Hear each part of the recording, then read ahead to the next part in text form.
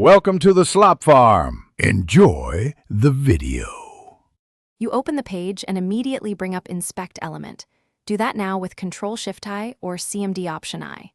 Once open, focus on the Elements panel so you can see the live DOM and inline styles as they render.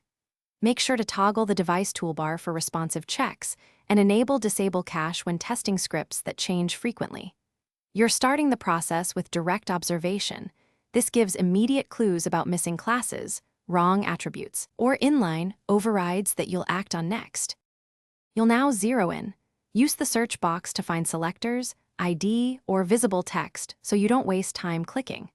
Once you locate the node, edit HTML inline or tweak CSS in the Styles pane to see live effects. This shows cause and effect instantly.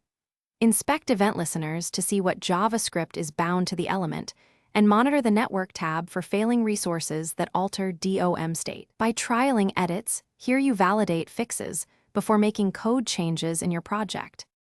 You finish by reproducing the problem, applying the successful live edit, and then copying that fix into your source files so it's permanent. Use the console to view errors and set breakpoints in sources to step through runtime logic. This explains why behavior occurs. Once done, reload with cache disabled to confirm persistence.